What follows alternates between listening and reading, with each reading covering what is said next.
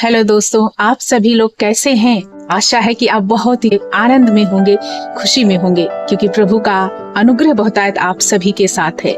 मेरे प्रियो, आज मैं आप सभी को बताना चाहती हूँ, क्या आपके जीवन में बेचैनी है? क्या आप भी किसी बात को लेकर के निराश हैं? क्या आपके जीवन में कहीं ना कहीं आप अशांत हैं? क्या आपके जीवन में भी कहीं ना कहीं कोई तरफ से बड़ी निराशा को आप महसूस कर रहे हैं? मेरे प्रियजनों, मैं आप सभी को बता दूं, इसी संसार में रहते हुए आपके जीवन में कई बार दुख, कई बार सुख, हमारे जीवन के ये दो पहलू हैं और ये आते रहते हैं। लेकिन सबसे खुशी की बात ये है कि जो प्रभु यीशु मसीह पर भरोसा करते हैं, उनके लिए दुख में भी आनंद है। कैसे? आइए हम सभी लोग वचन से सीखेंगे। परमेश्वर का वचन इफिसियों 1:2 में लिखा है। यहाँ पौलुस कहते हैं, क्या कहते हैं? हमारे पिता परमेश्वर और प्रभु यीशु मसीह की ओर से तुम्हें अनुग्रह और शांति मिली रहे। यानी परमेश्वर का ये दास यहाँ कहता है कि हमारे प्रभु यीशु की ओर से तुम्हारे जीवन में बहुत बड़ा अनुग्रह, ग्रेस मिला रहे। अब ये अनुग्रह क्या है, इसको हम समझते हैं थोड़ा सा।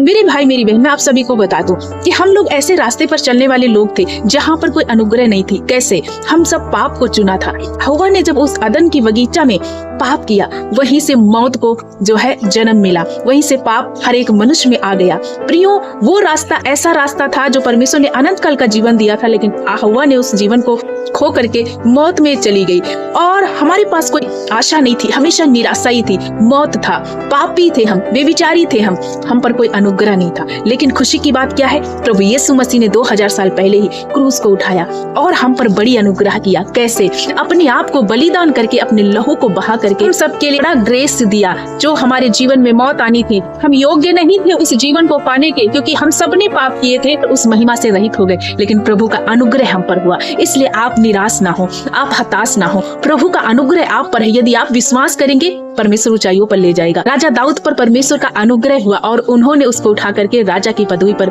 रानी एस्तर को हम देख सकते हैं, किस तरह से एक लाचार बेटी जिसका कोई सहारा नहीं था, ऐसी लड़की थी जो अनाथ थी, लेकिन परमेश्वर ने उसको रानी के पद पर नियुक्त किया। क्या वो योग्य थी? नहीं। परमेश्वर का अनुग्रह हुआ उस पर। उसी तरह से आपके जीवन में भी परमेश्वर का अनुग्रह होगा। और न सिर्फ अनुग्रह, परमेश्वर अनुग्रह के साथ आपको शांति भी देंगे। इसी दुनिया में हम देख सकते हैं बहुत सारे बेचैन है, अशांत है, लेकिन प्रभु कहता, मैं तुम्हें अपनी शांति देकर जा रहा हूँ। तुम व्याकुल ना हो, मैं तुम्हें शांत करूंगा, मैं तुम्हें अनंत काल की शांति दूंगा। इसलिए आप बेचैन है, बीमार है, तकलीफ में है, तंगी घटी में, डोंट वरी। प्रभु कहता है, हम आप पर अनुग्रह भी करेंगे और साथ में हम आपको शांति भी देंगे। इसलिए इस वचन को अपने जीवन का हिस्सा बनाएं, प्रभु पर भरोसा करें। प्रभु आपको बहुतायत का जीवन देंगे, हर प्रकार के पाप से छुड़ाएंगे, आपको जो चाहिए वो दे करके अनुग्रह करेंगे, पाप से छुड़ा करके उद्धार में बदल देंगे और आपको अनंत काल की शांति देंगे। आपके परिवार में, आपके जीवन में, आपके बिजनेस में, आपके घर में, आपके बच्चों में प्रभु का अनुग्रह और प्रेम